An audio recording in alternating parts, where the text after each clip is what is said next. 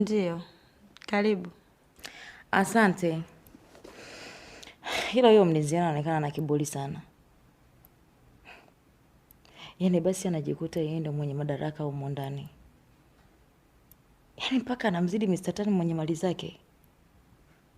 Kweli? Pole, lakini mbona hana shida yoyote? Labda ni kwa sababu ndo mnakutana kwa mara ya kwanza.